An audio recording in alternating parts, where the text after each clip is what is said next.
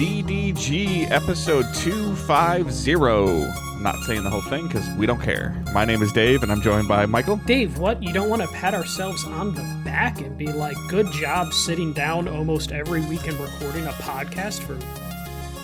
Almost every week is being extra generous, I think. Oh, well, we had a good streak, Dave. We did have a good streak. I'm just, you know what? I'll pat myself on the back. It is Tuesday, and it is 9:15 at night. And you I'm sitting in this messaged chair. me to make sure we're recording on Tuesday as opposed to the other way around. Where it's Tuesday afternoon, and I messaged Dave like, "We're doing this tonight." And Yeah. I'm like, oh, no, I forgot. I have like 14 things going. My bad. No. My commitments were earlier, and my commitments got rained out. So, Perfect. But either way, it was still planned and worked well. So I got some time to chill a little bit today. So we are Digital Days Gaming. We are pretty much a weekly podcast that posts on Thursday morning, 6 a.m. Eastern time on podcast services. You can also watch us live, twitch.tv/Digital Days Gaming, youtube.com/Digital Days Gaming. We use Restream to stream to both platforms simultaneously. You can watch archives on Twitch, although those are getting funky and going away, so I don't recommend that. You can just use our YouTube channel. I would say the primary focus for Digital Days Gaming in 2025 going into 2026 is going to be Discord and YouTube.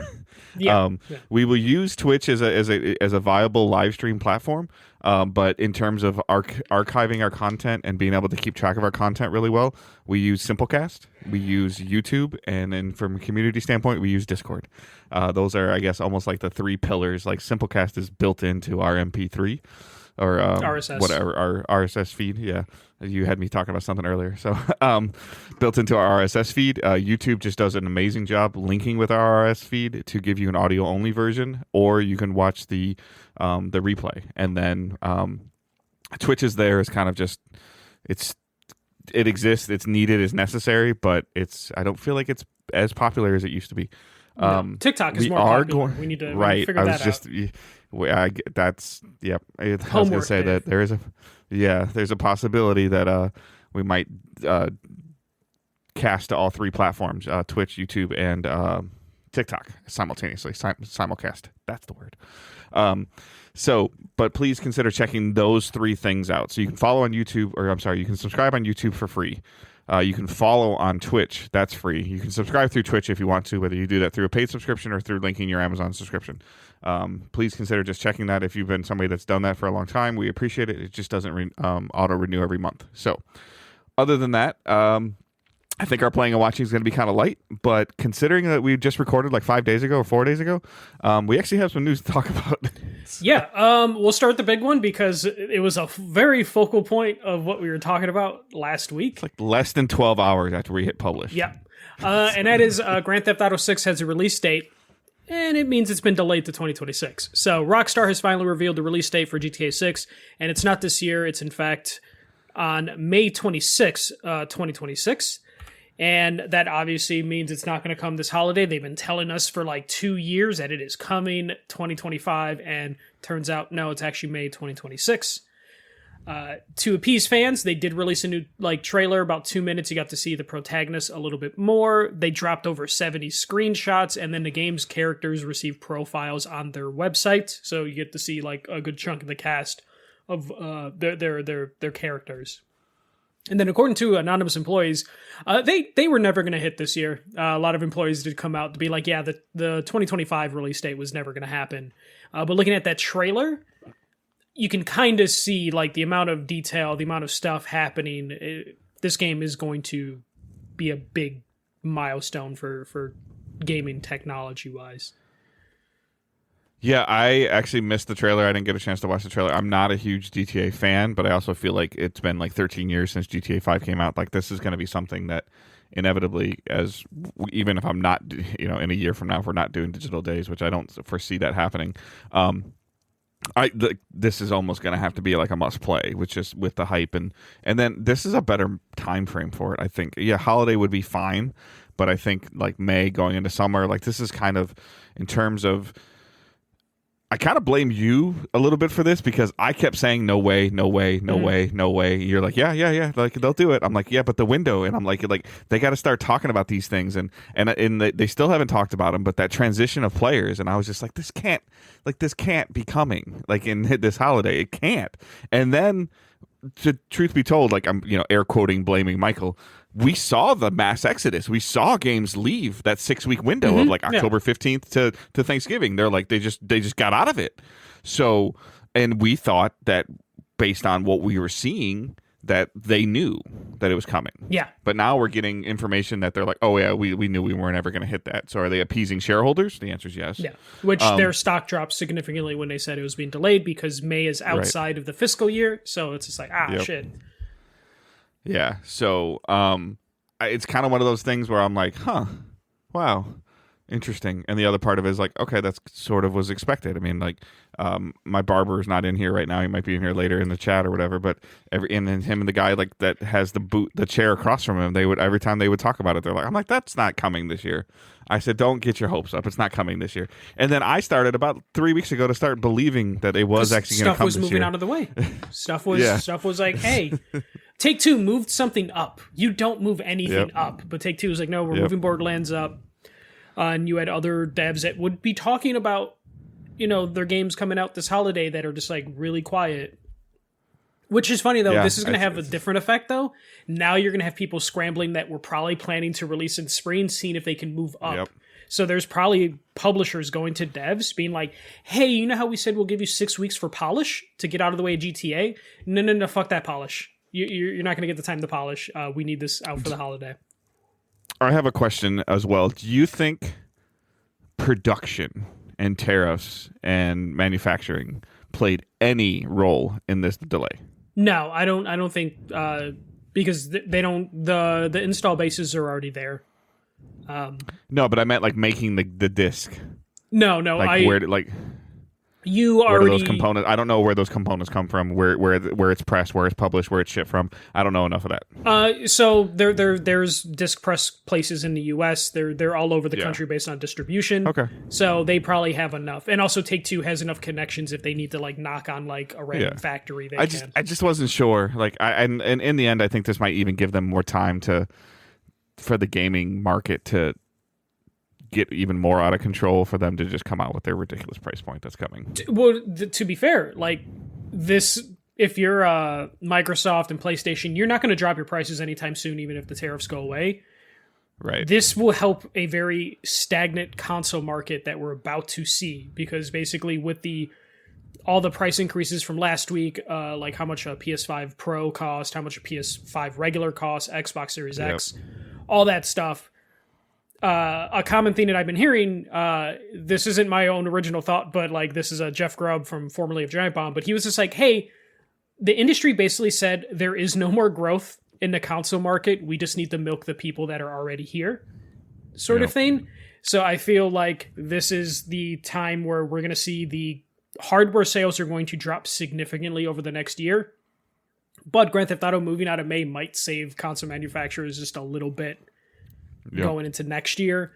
And it also sets them up for the next, a PS6 version and Xbox Next version, they're gonna, I mean, I don't know, I'd have to go back and really look, but I think at this point where we were up to 9 or 10 different SKUs for GTA 5, possibly a dozen, in terms of like the PS3 version, and then it running on PS4, and then the PS4 enhanced version, and then the Pro version, and then the PS5 version. And I think they did something for the Pro.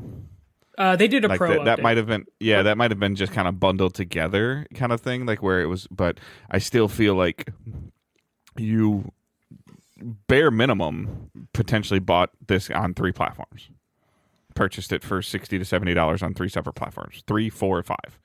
Yeah, I know. I have 2 copies. X. I have a PS3 and PS4 copy. Never bought it for the PS5. Still haven't finished it. For GTA 5. And you got more time now. Yeah, I got all the time in the world not to play. I will probably pick up GTA 6 just because, again, it's just one of those marquee things. It's like one of those moments in gaming that, even though I haven't liked the Grand Theft Auto game since 4, which was 20 years ago, I still am going to want to pick this up and see what it's all about. The trailer just looks kind of unreal in terms of like the fidelity they're playing with. It wasn't all gameplay, but based on what they're able to do for GTA 5 on like PS5 and Series X, it's like, okay, we are going to see a nice leap for this game, and I'm interested to see how it goes. I expect size and scope to be ridiculous. They already were ridiculous on PS3, so now you do get essentially 2 platform jumps. So like I do expect it to be like just kind of ridiculous. So we'll see from there. It's I guess get out in front of it now and say it, but I mean at the same time I'm still gonna put my flag in the ground of like they got to start talking about how you're gonna transition from 5 to 6. They got to start communicating this. They have all fall. I was worried to do it. Yeah. I was worried that they would have to do it over the summer, and now they can. I mean, but it'll be very interesting to see because like we talked about numerous times, like the service player has dramatically changed since the core foundation of 5.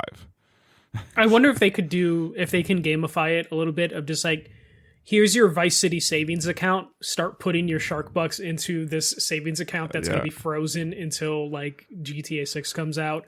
I love it or hate it. They did a reveal today, and I was watching it. Like Destiny doesn't and they're not different SKUs anymore. Destiny 2 is not a different SKU than Destiny 1, like Destiny 1 was. But their ability to prologue into their next expansions. They've done it like 3 times, like the last 2 months or 3 months before something new comes out. Their ability to like put that little carrot out there to get those people playing again. Now, again, it just transitions right into the next thing with Destiny. Like you're not having to re-download or download a new game or purchase a massive, potentially $100 game. You can sometimes get away with a $40 or $60 expansion. But their ability to do something like that, I would be very curious to your point of like, are we going to like see, like you said, like a gamify or an event of like, well, here, let's like load up your moving van. Yeah, kind something like that. Of like, you want to take your shit over to the next one? Guess what? You're gonna have to hire a freight train to move your cars. Yeah, go rent your U-Haul. And you know what's fucking crazy is people will do it. People will. Oh yeah, 100%. They wouldn't even bat an eyelash. But people like us will be like, "That's crazy. Why are you buying a freight train?" Yeah.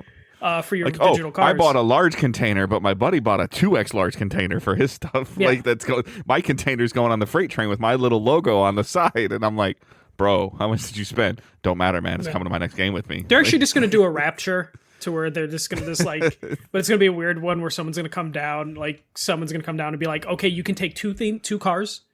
And you can take a certain amount of money. Can't explain why. Let's go. GTA 5.5 Noah's Ark. Yep. Just something weird, crazy like Sets that. Sets of twos. Do you ever see them doing something just pure GTA and like having? Where does GTA 5 take place? I'm being San ignorant. Andreas, I'm sorry. California. Yeah. Okay. Like a meteor hits it.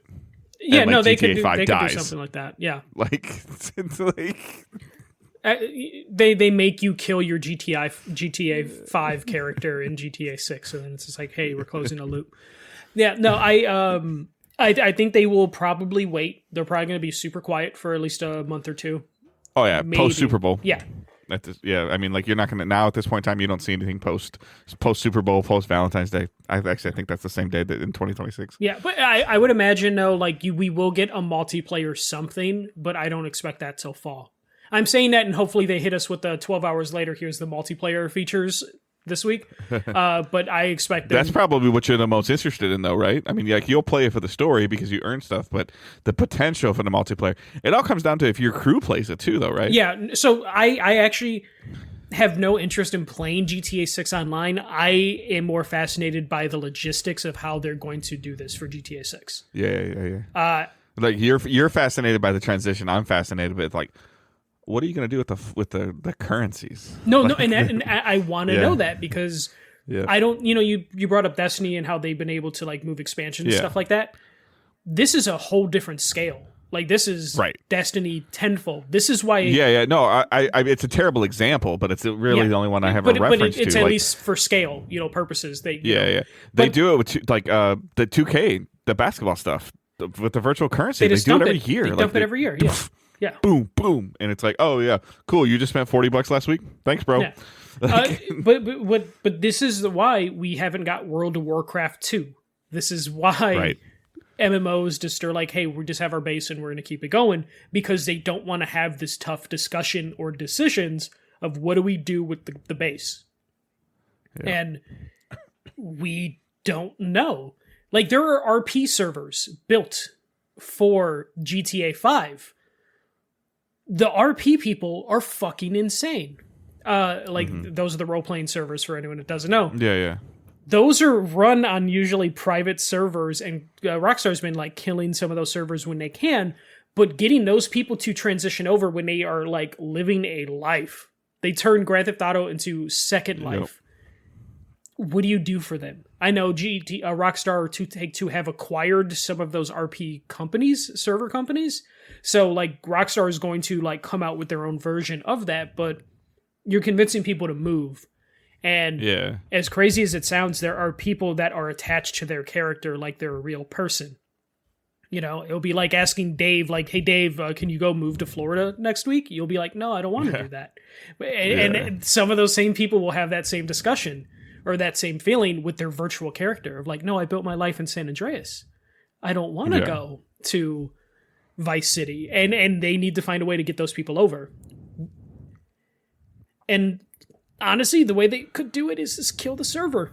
And I don't think anyone would question. It would be outrage. Yeah, like, oh, there's going to be, like, to your point, there's like, okay, you got 90 days. We're sending a nuke. Yeah. Like somebody, Vice City declared war on San Andreas or something. I don't know. And this is going to sound mean, but, like, Take-Two can literally be like, hey, we're going to kill the server. And they're like, oh, you can't do that to me. And they're going to be like, well, you have no choice. You're going to play Vice City. Because what are you going to do? Live real life? Like they're going to be like, what is your alternative? Your alternative. This is similar to that. I remember you telling me about the Fallout community, like the mod that they built that turned into a game or something like that. Mm-hmm. And as there was an upgrade happening to the game, it messed with the mods, right? Yeah. It like threw everything off, and they had to delay it for a couple months. People had like massive vaults, like they had like customized built vaults or like something ridiculous in their games, like.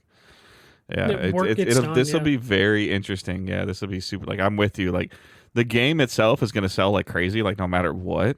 But I kind of want to see the like, and this is where you and I like align. We play a lot of different games, but like the interest of like the data migration and the movement of the player. Like, how are you going to bridge this? Yeah. And it'll be successful either way. It's just a matter of like how angry people are going to be during the success. But we'll move on from there. This was very quietly announced, I feel. Gears of War Reloaded is coming to PS5. So Microsoft announced Gears of War Reloaded, which is a further modernization of Gears of War Ultimate, which is a remaster of the first game. That is going to be coming out August 26th for $39.99 on the PlayStation 5. It's going to be a free update to anyone that owns the digital copy of the game on Xbox. They'll just get a message or an update to their digital copy. That's key, digital copy. And they will get an update, and they'll be able to get the new features, which include 4K, 120 frames per second, and crossplay. This is coming soon. I have a feeling we're going to be getting a lot of these from Microsoft. But Dave, Gears of War 1, hitting PlayStation. $40. I didn't realize when I was commenting on something on Discord like this is how much it really was. So Palmer kind of caught me quickly. I don't have a problem with this price point. Can I just say, like we talked about it before, like Indiana Jones marketing through Sony, okay. Potential Doom marketing through Sony, okay. We've seen it before. To see the PlayStation logo on Twitter with a Gears of War screenshot or a Gears of War cover art just was weird. Just weird. It's full circle because Gears of if you're into the PS3 community like hardcore, everyone knows about Gears of War on the PS3 being something Epic Games was working on before they were acquired by Microsoft or partnership to Microsoft. I forget how that worked. Yeah. And just the fact that like for PlayStation users back then were like, oh god, it can run on PS3. Hopefully we get it soon. To never getting it to now suddenly in 2025. Hey, we're about to hit the 20th anniversary of Gears of War. Here it is on PlayStation. Like, yeah.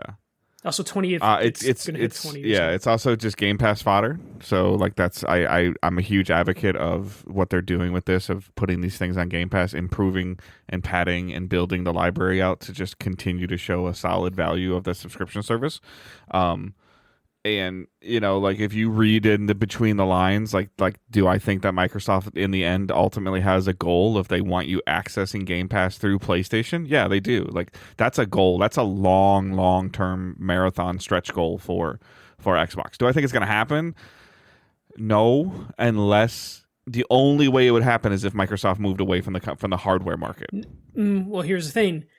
Apple lost their court case last week. We didn't really talk about it, where now Apple cannot block people from managing their own like wallet. Basically, can't like Epic can now have a Fortnite payment processing thing, so they no longer can take 30% from Fortnite or any Epic Games apps, and that is across the board for any developer and publisher. Interesting. Okay. So it is one of those things where the biggest monolith has been defeated. There's nothing stopping Epic from going to PlayStation or Xbox and being like, we want the same shit and we want it for everybody.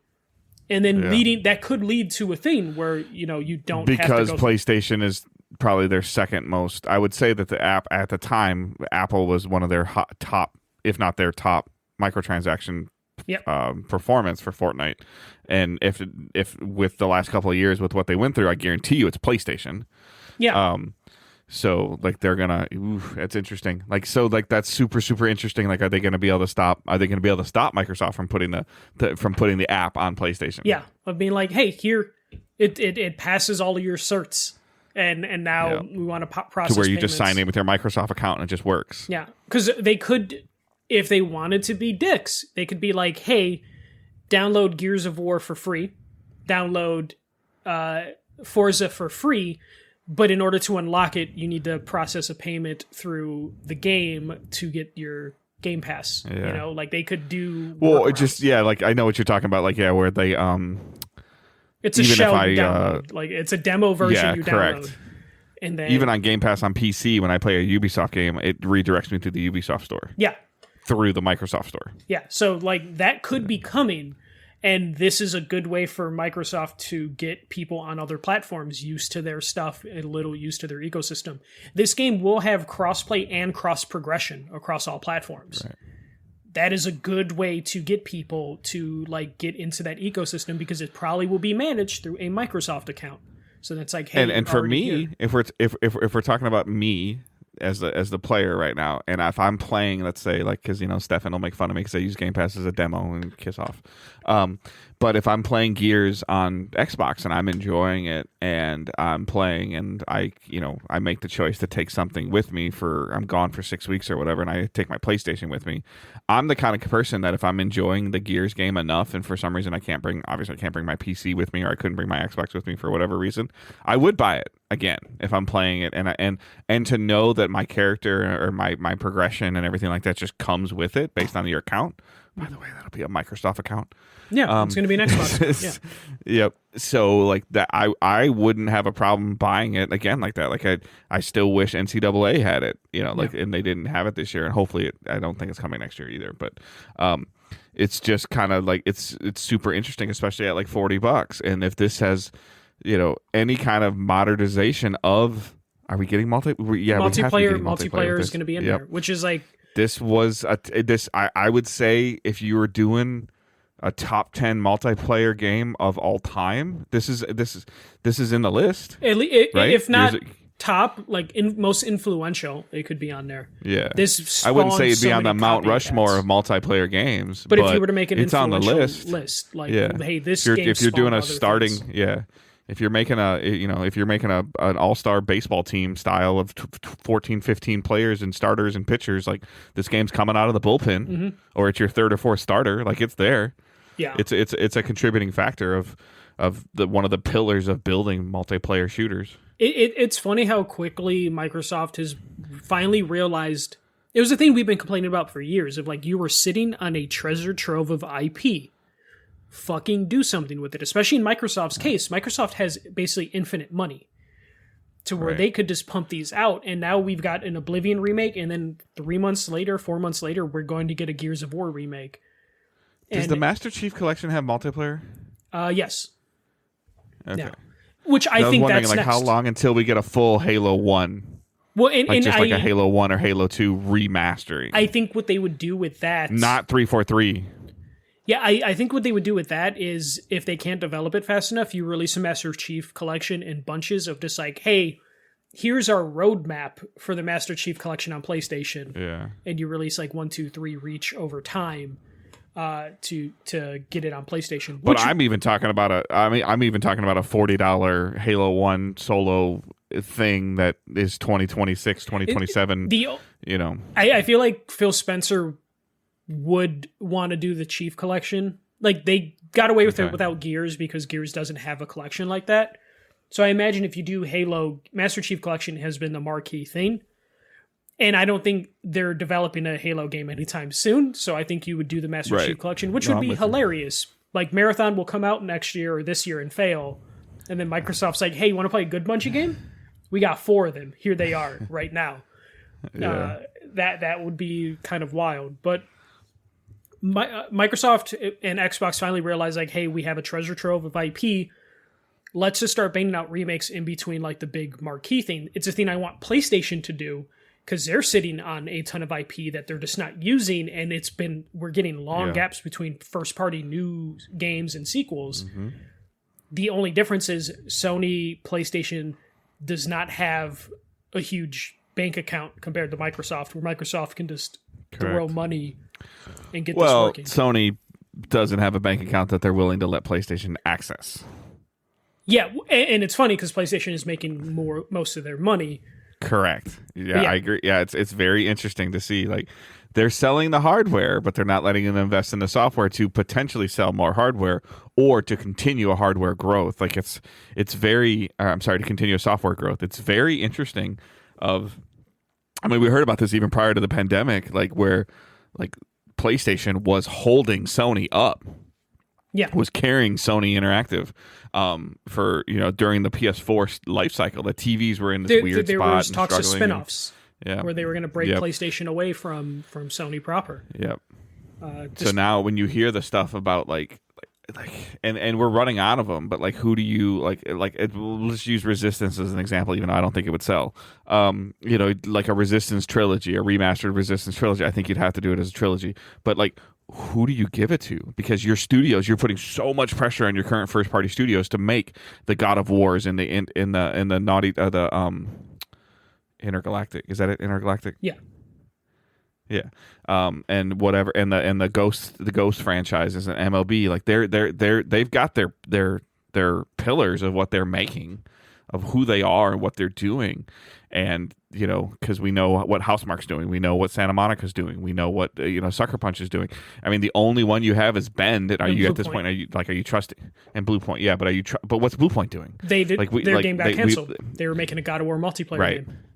Yeah, so they're free now, which they should have never been doing. Yep, but are you going to give a Resistance trilogy to Bend? Well, what PlayStation is doing right now is they signed a deal with People Can Fly to work on a current IP. 5 years out, it sounds like.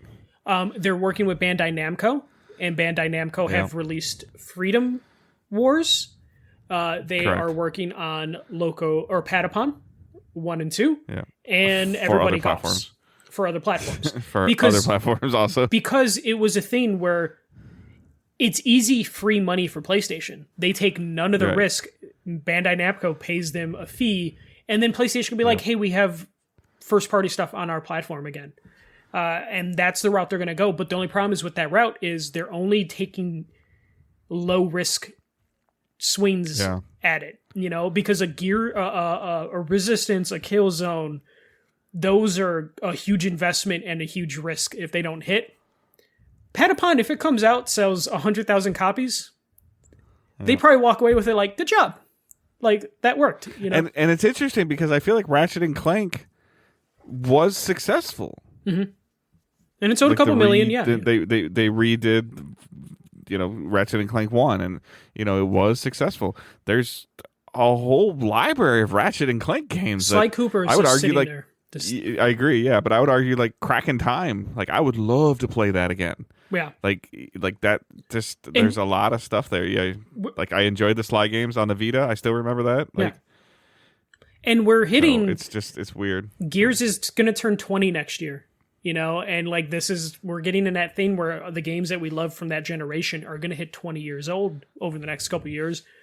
And it's a perfect opportunity to milk nostalgia if they want to go that route. And honestly, as someone who's getting tired of being burnt out by like new IPs and new franchises, I'll take some remasters at this point. Give me some safe bets as long as they're not $80. I'll pick them up. Right. Or to your point though, like you're talking about a game that like I didn't own a 360. I haven't played Gears. I've messed with it a little bit. I haven't played it. And I would, and like at that time, I was 18, 20. Like, I mean, like I turned 42 in 5 days. So it's like, it's just kind of like stuff's changing, and the type of player that I am has changed over that time too. Like, years ago, like even prior to Destiny, which has been over 10 years now, like first person shooters used to make me motion sick. Some still do. I've as I built up my stamina and stuff like that, but there was games that I was just like, oh, that looks really fun, and I'd play it at a friend's house and be like, nope, I'm gonna go throw up, and I wouldn't play it. So and I, the little bit of Gears that I've messed with on Game Pass, I had a good time with it, and it just I don't know why it didn't grab me, much like nothing else grabs me. It holds my attention currently over the last couple of years, but it'll be very interesting to see how this all plays out. And I mean, end of August, you got your Madden players, you got your college players. This is going to chart. This is going to be put out top. that fucking. It's going to be on PlayStation screen. It's going to be on their top downloads. It's going to be there. Put out the Mad World commercial again. People are going to be nostalgic for that commercial. Because that's the thing that people remember from Gears 1 is that commercial. Put that commercial out during the start of the NFL season or preseason at the time. And people are going to be like, oh shit, let me pick that up. I don't have an Xbox. Oh, it's on PlayStation? I have one of those. Yeah. And they'll pick it up. So it's a good move. And also, it's a good move for PlayStation. Like, PlayStation's going to make money off of this. They're going to get their 30% cut. And they're going to have something for people to play during that time. It's good. And it's going to be brand new for a lot of PlayStation people. I only dabbled with Gears back in the day because I didn't have a 360.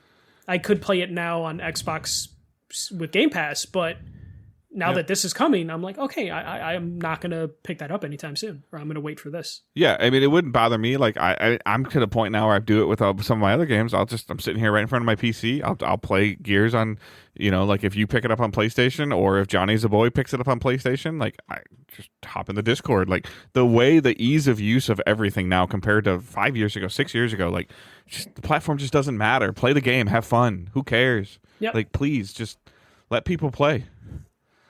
Yeah. All right. The next and last news story is the next Battlefield game will launch by March 2026. So EA in a financial call said, EA said in a financial call, Battlefield will launch by March 2026 and have a full reveal this summer. The game is currently in private testing with footage leaking pretty often. That testing is expected to expand soon, and players can sign up for a chance to join on EA or Battlefield's website. It was also revealed Skate will be the other marquee game for this fiscal year, and that will release before April 2026. That game also is in private testing. That's invite only, and previously it was announced that the game would launch early access this year. Don't know if this has changed, because they did not mention anything about early access when they talked about Skate launching before April of next year. If the head of EA's financials' mouth is moving, he's lying. Basically, yeah. Though he did say, and I do agree, this is the most pivotal Battlefield in the history of the company. So was 1, 5, and 6. No. But this is pivotal, not as like, oh, this is going to be amazing. This is pivotal in the fact that, like, if this doesn't work, Battlefield's dead. Yeah, it's dead and has to go away for a long time. Long time, like 20-year time. Yeah, Like he says, it's pivotal step in delivering our next generation of blockbuster entertainment. No, this is pivotal because it will determine the future of this franchise if it lives beyond whatever the next Battlefield's going to be. let's break this down to like 15 years ago when we had the Battlefield Call of Duty debate. Okay. Yeah. Initially, and I mean, I could be wrong. Some of these hardcore multiplayer fans will probably come at me or whatever, but Call of Duty was the close quarters, quick moving combat game. Battlefield was the semi-realistic military shooter, large map. Okay. Like big areas, like, vehicles, all that stuff, parachutes, pilots, helicopters, planes, tanks, all that fun stuff. And Call of Duty was boots on the ground, gun in hand, running and gunning. Call of Duty has been able to expand. I would say Warzone maps are the size of Battlefield maps used to be. Like Call of Duty has dabbled into everything of where, like, I think there's even some vehicle stuff in Call of Duty. Yeah. And there's definitely a larger scale map. So Call of Duty has Battlefield themselves. Battlefield hasn't been able to Call of Duty themselves. And so now, like, this is why Call of Duty, I feel like, is winning, not because it's a better game, but because they've been able to build the variety in there. I enjoyed my time with Battlefield. Previous predecessor stuff, like all PS Nation days, like I played a ton of Battlefield with a crew of people. Like I think there's only like one person I talked to from that group, but like there was hours and hours and weeks of time where we just get on and play and just shoot the shit and play games and shoot people and talk, and like some of my best memories of it. But if you don't have a squad or something like that in that now, like you're just screwed. Like it's so overwhelming.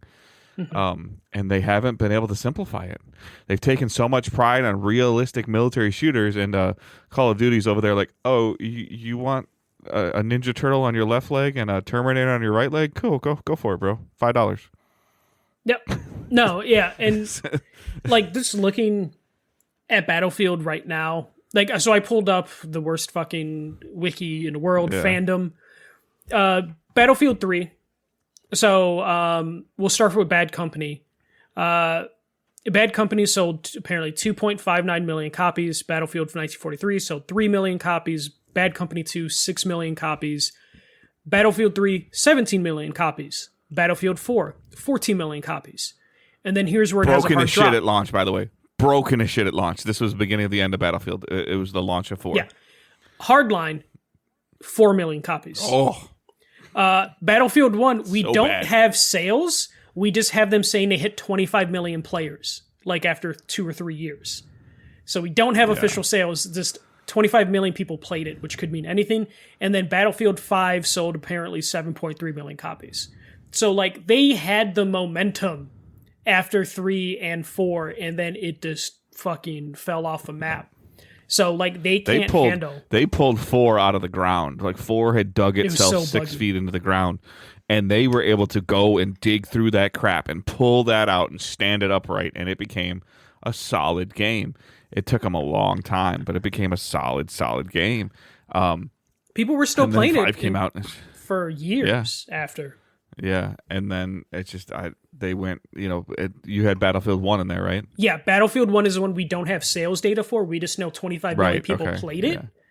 And that was after... that ended up going on Game Pass for a little while. They were doing some stuff with that. They were doing some Live, PS Plus, EA PS Play. Plus, Yeah. But before that, Hardline 4.1, Battlefield 5 after that 7.3. So like huge drop off. Hardline was so bad. Bad. It came out in an era where the idea of playing cops and robbers just wasn't going to hit, even back then.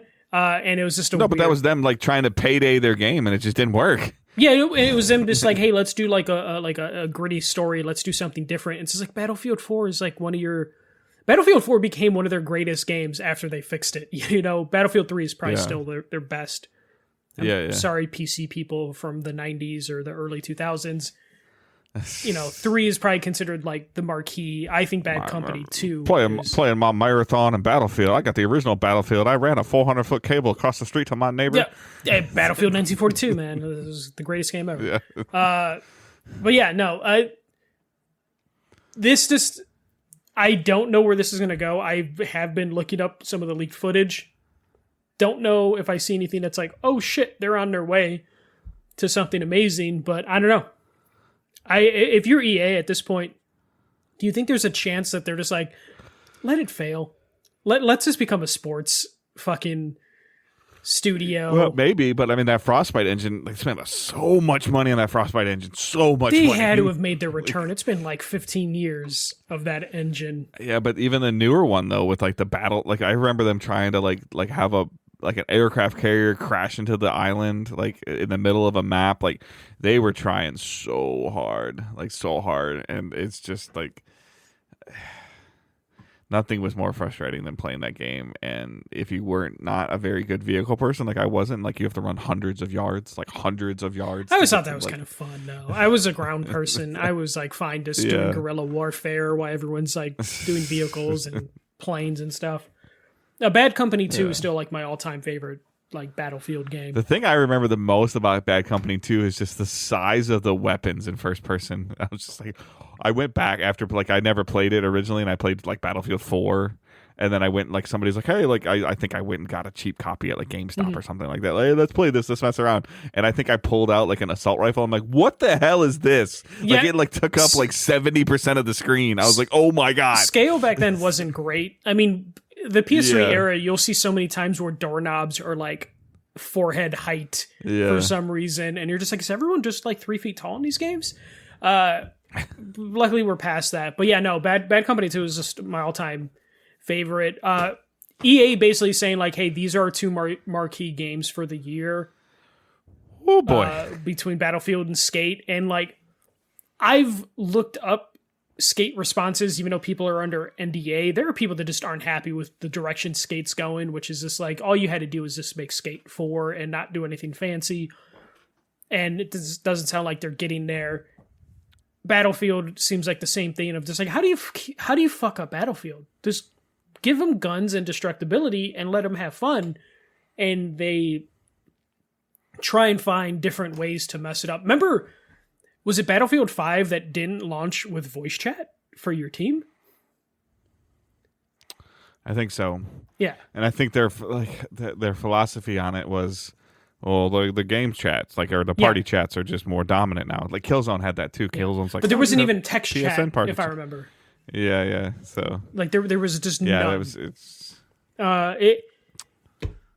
silly. It's dumb. I don't know what EA is gonna do if this goes wrong. But I don't know. Of course you did, Aji. I don't know how EA is going to handle Battlefield potentially flopping and Skate flopping. Skate, I imagine they just don't have a lot of money invested into it. Yeah. So I don't think it would be that big a deal. But and the worst part about it is, like, I can hear an earnings call next year around the same time, like, hey, we released Skate, and it's just like, obviously the skater world doesn't want to buy video games anymore. Like, that's just a direction that we don't want to go anymore. And the skater world's like, you didn't fucking try. Yeah, it's like you made a fucking live service, always online multiplayer connected world game bullshit, and it's like, oh no, we did it. I don't know. Though I will say, like, if you're Battlefield and this announcement happened before GTA got its release date, are you just like, fuck, if we release in March or April, that only gives us like a month or two before GTA just destroys everything. They can't, like, to your point, like you said earlier, like, like Ajay, we were talking about the delay earlier. You missed it. You were late. We can't, that EA can't tell them that, like, hey, hit December, January. Like, they're like already strapped. They're probably like, the DICE team's probably like, you said when? What? Yeah, you can't take these 4 months. No way, bro. It's going to be like, we weren't. No, I'm saying they're probably thinking holiday 2026. Yeah, and EA's financials are like, oh, spring 2026, and then we're going to talk to them about winter 2026 to get in front of GTA, and winter 25, like the DICE team is the DICE team is like, no, we want, we're saying fall 2026 is a hope. Yeah, like, we weren't going to do everything right. We can do that. We weren't going to be ready fall 2026, even if we were planning for it. Let alone can you do it like 3 months earlier? Like that's the type of conversations that are probably happening right now. That's the type of scrambles that are happening. I guess the only good thing is like they're like Grand Theft Auto is just like, hey, we're going to do it after the fiscal year. So you guys get your shit in before we fuck it up. Like, you're going to have a horrible 2026 because we're releasing our shit as soon as the new year starts, or the new financial year. But that's all I have for news, except for one thing, Dave. Something is kind of delayed. Not really, but it's being delisted, which has got to be a new feature we have at this point. of like what's delisted. Evil Dead has been. What was that? Go ahead. What's delayed listed? Yeah, Evil Dead. So Evil Dead has been delisted by the publisher Saber, but the online servers will stay on. It's already been delisted from PlayStation and Epic Game Store. I believe it's still up on Steam and Xbox, but I don't know how long that's going to be up. They're at least going to keep the online servers going, which means we're going to see a run in the price for the physical copy of Evil Dead. But yeah, that's happening, and there was a bunch of other games that were delisted last week as well. I just can't remember what games they were. But we're going to see more delistings coming up. Either licenses expire, or they're learning from the movie industry and are like, hey, if we just make something unavailable, we can kind of do a write-off. So we're going to start seeing more and more stuff disappear. Yeah. All right. So for me, playing and watching is going to be kind of short. My first of all, like huge kudos to my wife, Angela. She graduated last weekend with her master's in teaching or education or something. She got her master's degree. So if you follow some of us on social media, you saw that. So that was kind of our weekend, just making sure that like that was all like that went off without a hitch. My daughter came home for a little bit, and also my son graduated on Friday with his master's in education down in Kentucky, and we weren't able to do both. So I think at my wife's graduation, they gave some stat that like 10% of the population has a master's degree.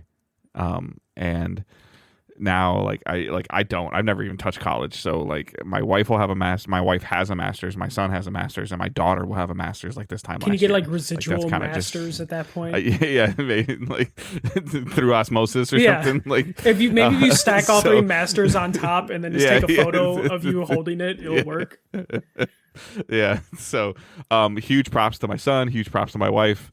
And my daughter got some of her wedding dress stuff fitting done, which by the way was super nerve-wracking for me. Like I first I wasn't planning on going, and then my daughter's like, I want you to come, and I'm like, I don't need to see you in your wedding dress like while you're getting fitted. And I don't know, my wife's like, if she wants you to go, you got to go. I'm like, okay. Mutual recommendation for this person to alter her dress. My daughter bought a sample. So this is like something that usually like typically like literally goes like on a mannequin at a wedding store, and she got a great deal on it. My daughter's small, petite, whatever word you want. She's tiny. So she was standing there and like we went to this lady's house. It was in her basement, super well put together, and I was just like, okay. And so the lady was like talking to Zoe and Angela about what she wants and how they're doing it. And they were like, the dress was long on her, and she just started free cutting this thing, like literally like busted scissors out and started free cutting it. And I'm like, oh my God, like that's like permanent. And she's like, she looked at me, she's like, are you okay? And I'm like, they're sure. like, you should not be here right now because you can't handle this. Yeah, I had no problem like seeing my daughter in her dress. I did like none of that stuff like bothered me or anything like that. But like the sleeves were long, and she kind of like did some quick fitting and pinning on her sleeves and just took the scissors and was like shrink. And I'm like, oh my God, it's just like if she cuts wrong, then we're done. Like, but in the end, my daughter's she looked fabulous, and the dress looked cut great, and like they're gonna do all the hemming and finishing and fine touching and little hoops with the veil or the trail, the train. I don't know, but that was just a very interesting weekend of seeing that stuff of like, yeah, my son's gotten married before, but that's like, I mean, I'm not demeaning my son's marriage, but that's my son versus like my daughter. So my son had to put like a suit on, and you know, like but seeing my daughter and like Wilson, like she's getting married in September. I don't have any attachment to that. It's the way it goes.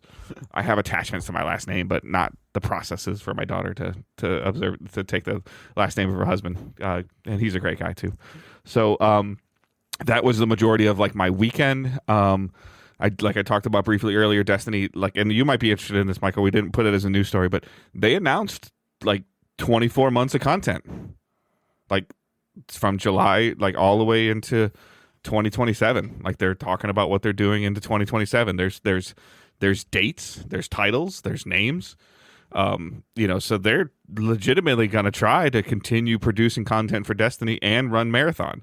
And it doesn't sound like Marathon's running very well right now. So sounds like Marathon needs a little bit more time. Yeah. So I don't know if Sony's like, okay, like if you're worried about Marathon, like what's this, this cadence gonna be for Destiny? And it's the stuff I saw wasn't like super like wow or impressive, but it's enough for me and my commitment to Destiny of the last X amount of years that like they're gonna get $100 for me for the next year. Like that's just inevitable. And I won't feel like we've been talking a lot about game pricing. There's been game pricing talk in the discussion, dollars per hour in our Discord and everything like that. You'll get more out of that $100 than you will $80 for Mario Kart World. Yes, I will, but like potentially, if Mario Kart World's good and fun, it would be close. But eventually, over time, Destiny will win, just because I can play it solo, or multiplayer with. I mean, fighting other people. Like, there's probably only so many times I can beat Owen before he says, "Screw you, Dad, I'm not playing with you anymore." It's coming, Dave. He's gonna beat the shit out of you in one of these games. It's coming. Not until he's like 20. No, it's coming, Dave. And you're gonna just cry during one of the podcasts. Yeah. I continue to hear amazing things about Expedition 33. You're probably going to talk about it a little bit, but I continue to hear amazing things about it. So I think I might, do what I do all the time and trigger a download and forget I downloaded it. And then caught up on Last of Us, so the television show. The first thing I thought was super cool. You are watching those clips at the end, right? Yeah, I do enjoy them. Is that the official podcast or no? Is there like a longer podcast? There's an official like HBO podcast. Is that like a 30-40 minute conversation, or is that like the little clips of the 8 minutes we see? No. There's a full like recap podcast that you can get. I don't have a commute anymore to listen to this stuff. Yeah. The James Worthy thing I thought was super cool on this last episode. The guy that's playing the head of WRF. James or the Wolves. Worthy. Why James Worthy? James Wright, Jeffrey Wright. Oh, Jeffrey Wright. Okay, I was like James Worthy. Damn, I don't know. That's a basketball player. Yeah, I was like, yeah. Jeffrey Wright, the same guy that voice acted Isaac in the video game. Yes. Is portraying and acting as him in the show. Yep. And it's awesome.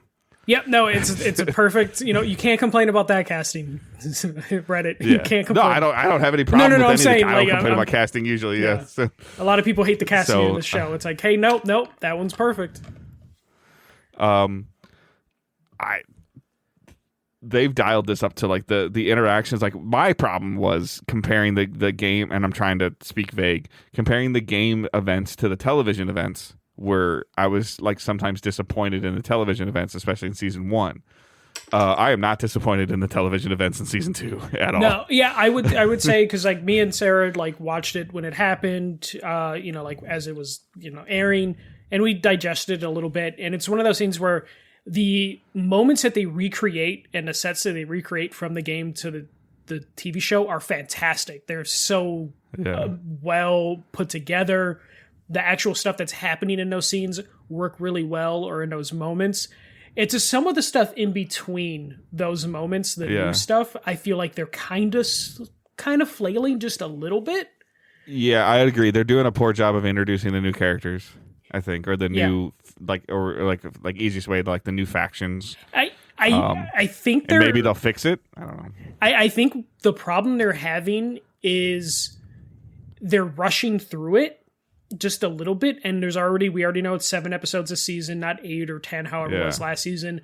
But also the benefit The Last of Us 2 had, the game, is you stuck with one point of view for several hours. You barely bounced between characters.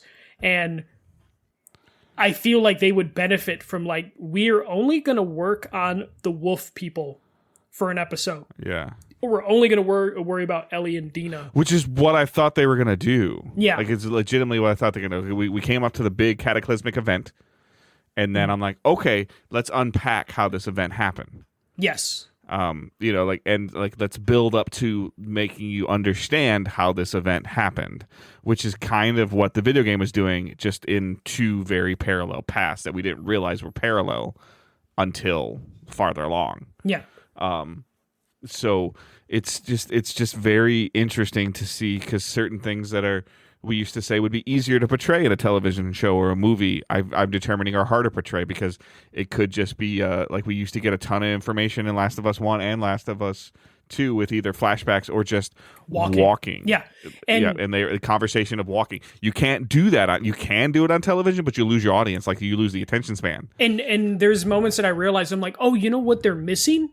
The 20-30 minute combat sections in between the important things that are happening. So in a TV show, it's just like bang, bang, bang, bang, here we are, to where Ellie and Dina have we're not spoiling anything, but like, we're trying not to, but like, Ellie and Dina have a very important conversation in a movie theater that in the game got a lot of time to unpack. And in the TV show, it's just like, hey, we got 5 minutes. Like you know, like we only have a certain amount of time. Five pillar style events happen in one overnight sleep. Yeah, and it was just like we didn't get any time. Which in the show was like 6 minutes. Yeah, and we're not getting time to marinate. We're not getting time to like see the characters have true reaction to it, and it's a shame because it's like the actors are doing phenomenal. The actress they got for Dina. Like, I want to look up other stuff she's done. I mean, she's Dora the Explorer from the live action Dora the Explorer thing. I didn't know that. I think so. I don't know if I can watch that movie without like cringing. But you remember the the beginning of this last episode in the convoy, like where they were talking about the voter thing. That was my favorite moment of that episode. But do you know who that was? Josh Peck from Drake and Josh. Yeah. Yep. Yeah, I clocked him as soon as he started talking. I'm just like, oh, what the fuck? Josh Peck is in here. He makes cameos and shit. Yeah, and he's really good. My wife had to tell me that. I didn't know that myself. By the way, my wife had to remind me of it. But that was the building of the lore in that one scene was my favorite part of the episode because that's the stuff I liked in the game, where you would run into like. In the game, when you go to that suburban area and you find out everyone in the like HOA turned on each other one by one, that stuff was interesting, fascinating to me. Seeing Isaac's origin story is like amazing. I wish we spent the entire episode with Isaac, but we just don't have that kind of time. But they did kind of in the episode season 1. They went down the and I'm terrible with the names, but that entire episode dedicated to the male couple. That Bill. Like they did, and I did. Yeah, Bill. I'm sorry. I felt like that was at first. I was like, really, they're going to do a whole thing to them, and then I would argue that was probably one of my favorite episodes from the season. That was, yeah. Yeah. So I just don't think we're getting that. I would have loved to seen. I know, but there's a lot to unpack in this. Like, they've already introducing Wolf and introducing and again, these aren't spoilers if you played the game. Wolf and SARS. Yeah. Like the groups and what's going on in Seattle. Like, they're just like, okay, we're here, and I'm like, there was a lot that happened in the video game between Jackson and Seattle. Yeah, and they're just like, we're here. Yeah, they're here and they're already in the theater, and I'm just like, okay, we're here. And so I wish they had more time to do it, and I understand it's just not possible. But man, or how much it cost or something, I don't know. So yeah, but it's still pretty good. Like the way it's been going. Sad, there's only like 3 episodes left, I think, this season. So is that the 4th one, really? There's only 7 episodes, I think. Yeah. So okay. We'll see where it goes. Did you play anything else? No. Okay. For me, I try to play more Marathon, but every time I loaded it up, I sat there and I'm like, nah, I can't do this, so I didn't. So bad on me for not doing my due diligence there and letting the alpha beta expire. Expedition 33, I kind of let it sit for a little bit. I didn't play it as much as I wanted to. Honestly, there wasn't a lot of video game stuff that happened this weekend. I was a lot of different things happening in personal life that I just couldn't focus on video games. But I did go video game hunting. Went to like the big flea market in Rosemont and then got a handful of games, some pretty good deals. Like I picked up some random PS3 stuff for like $2-3 a game. And then I picked up The Nightmare Before Christmas PS2 video game, which is a sequel to the movie, and it's made by the developers of Devil May Cry. What? Yes. So I had to pick it up. I'll take your word on that. Okay. Yeah. So I was like, you know what? This is a weird thing that we used to get in that era of games that we just don't get that anymore. So I picked that up. It cost $45. Which was a pretty good deal. It goes for like $50 to $55 used. Okay. So did that. Kind of got the itch. Sealed or used? Like you got this used, right? Yeah. Okay. But the person had. It was funny. Every booth I went to and I would look at a game, I would look at the disc to see if it was scratched up, and every seller told me like, even if it's scratched, there's a guy a couple aisles down. He's got a disc resurfacer. So you buy this game from me, he'll resurface it. He's a nice guy. And then I finally made it to his booth, and he had the best shit. Like, he had, like, all the cool, rare stuff, and I'm just like, damn. That's the hardest part of, like, the little bit of time that I was dabbling in games, like when I did, like, Midwest Gaming Classic and stuff like that, and I was, like, thinking about looking at the Retrons, and I didn't do that, thankfully. But the concern would be, like, you walk away from Booth A to check out Booth B, C, and D, and then you're like, all right, I'm going to go back to Booth A, and then what you saw at Booth A is gone. Yeah, that happened. Like, when I first got to the thing, the first aisle, there's a video game seller. Had a lot of cool stuff, but I'm like, I can't spend $50 right now, and I just walked in. And then at the end of the thing, after 2 hours of walking around the flea market, because it's big, it's like the Allstate Arena parking lot, where they do like WWE shows and stuff. I finally 2 hours after exploring went back to that booth, and all the stuff I wanted was gone, already sold. And I'm just like, okay, save some money, I guess. Or you buy it for $50 and you go 2 more booths down and they have it for 25 or 35 or 40. You know, you're like, damn it. Yeah. But I have gotten better though at least trying to negotiate prices. In my younger days, I would just be like, oh, it's 20. Okay, here's 20. Now I'm just like, you know what? Fuck it, 10. And then knowing that they'll like want to meet me halfway. I got 3 games in my hand. What are we gonna do here, bro? Yeah. Like you do want to sell them? The only thing that sucked though is I did see like 2 video game resellers who you can tell like they had the gigantic like carts that they rode with them, and they were just like going through stuff like savagely, like going through boxes and just like trying to pick at stuff. Didn't give a shit about like the way they were treating the other items they weren't interested in. They were just like digging for their stuff, and you could tell like the people running the booths were like, man, this guy every fucking week disrespects my stuff. Yeah. But then looking in their cart just to see all the good shit they had, because they got there at probably 4 a.m. You know, like, because the flea market opens at 6 a.m., but the people that have booths get there at 2 a.m. to set up. So it's one of those things where, you know, like, soon as they got a chance to go through it, they did, and they just had carts full of stuff. And I'm just like, I was talking to my friend, I'm just like, we need to beat these guys next time. Like, we need to try and get there to beat these people. Yeah, but then you're gonna know like what it takes to beat them, and you're like, you know what, I don't care that much. No, probably. Like, you say that, but then when the reality happens, you're like, I don't care that much. What, 3 a.m.? No, fuck that. I'm going at 9. We got there at 9, but like, I think my like, we'll beat them. It will me getting there at like 7. You know, just like, if I could just get there a little earlier and I see them and I go the opposite direction they go, and hope that like I can get something before them. But just seeing a reseller just like go into a box, and they just they like were drawn to a box, and then just picking out all the good shit, and then just throwing the worst lowball offer they could possibly offer at someone, and just being like, that could be me. I could have got that DS, that Game Boy Color, and all those DS games for $30. Fuck. But yeah, so some video game hunting, a little bit of video gaming, but not as much as I would want. But that's it for me. Okay.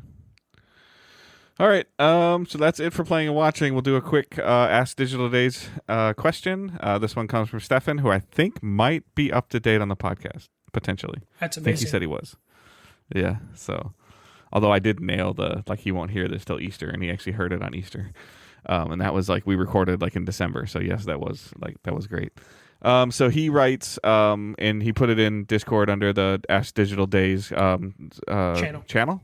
Which MLB, NBA, and NFL teams do you hate the most, and why?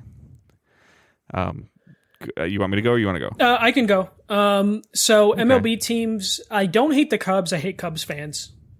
I think that should be a distinction. I hate the Oakland A's with a passion. I know they're not Oakland A's anymore, but the White Sox, the team that I liked growing up, like the when they were good, they could never fucking beat the A's. They would always lose to the A's, and it was always going to be that game that would get them, like, oh, they might be able to lock down the first seed or the second, you know, like the wild card spot if they beat the A's, and they never fucking could, even though the A's were dog shit most of that time. Though Billy Beane had like Moneyball era. Yeah, okay. So I hate the A's, and I also hated the field that they played in. It just looked like shit. Okay. I hated it, so don't like the A's. Again, I don't hate the Cubs. I just hate Cub fans. because they're the least informed fans. They're only at the game to get fucked up. That's for MLB. NBA, I hate players, not necessary teams. There are players that I hope they never win a championship.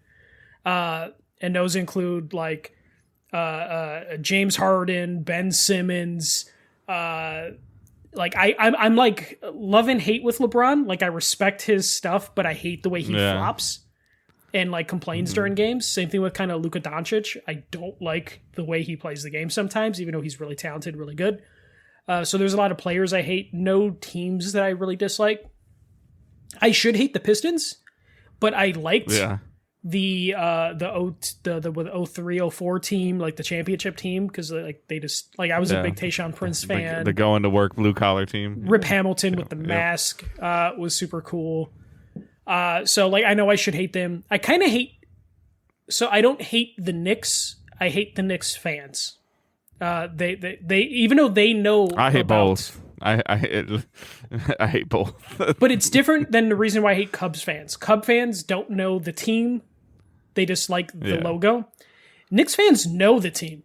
They're just obnoxious about like how they root for their team. So I don't like Knicks fans. I have no problem with the team. You know, I liked Marbury back in the day. I liked Sprewell back in the day. Allen Houston was pretty cool. I really like the Nova core they have now. I like Jalen Brunson. I like Josh Hart. I like Cat, who I know he's not a Nova person, but I like that core people, but I do not want to see them win because I don't want Knicks fans to be happy. They won't anyways, don't worry. So like Boston will sweep them, or Boston won't sweep them, but they won game one. So. The Knicks won game one. So. Boston missed 45 threes. That won't happen again. It probably won't. I probably won't. But yeah, like I don't want Spike Lee to be happy. I like his movies. I just don't like how he acts at the court. Like, so I don't know. And then it comes to NFL. Every NFL team's trash. I don't like football. He's not an NFL guy. So and NHL, I only like the Blackhawks. I don't care about the other teams. I mean, so other than the Browns, you could pretty much say any Cleveland team or New York team as a Detroit fan. Like the Indians for baseball, the Cavaliers, like because like the LeBron James and the Cavaliers like ended the Pistons run. Well, because there's the race to the bottom of like which shitty city in the 2000s are you? Are you from Cleveland or are you from Detroit? It was a weird battle. And then just built-in essential like recency bias of just a recency bias is like what the Knicks just did. But in general, like the Detroit versus New York dynamic, like the whatever it is, whether it was the Red Wings versus the Rangers, the Tigers versus the Yankees, like there's always been that dynamic of the hate for New York. I love, like, I've been to New York like once. I would go to New York. I want to go to Madison Square Garden. I want to go to Yankee Stadium. I want to go to Shea Stadium. I want to go to all of the things because of like the iconicness of it. But I really want to go like when the Tigers play the Yankees, and I want to wear all my Tigers gear and be my obnoxious fan. I'm not that obnoxious, but and you know like know that like and especially with my team like winning and stuff like that. Having one of the best teams in baseball right now is a surreal feeling. It's because it's been so long. I didn't even know that because I'm so disconnected from baseball right now. They're like 22-11 right now. So like, it's you know, in NFL, like I mean, it's an inherent built-in hatred of the Packers and the Bears. The Vikings not as much, partially because they like growing up a football fan, cool. Like I like Randy Moss, Chris Carter, like. That and then now they have a national championship quarterback from Michigan that's going to be their quarterback this year. Like there's a hard to root against him to not be successful. And then there's a part of me that's probably going to pay a little bit more attention to Bears games than I would normally because they took our offensive coordinator. So like at the same time, I don't want the Bears to be successful, but I don't want Ben Johnson to fail because he was such a big deal for what the Lions turned into the last couple of years. So I'm very torn with that.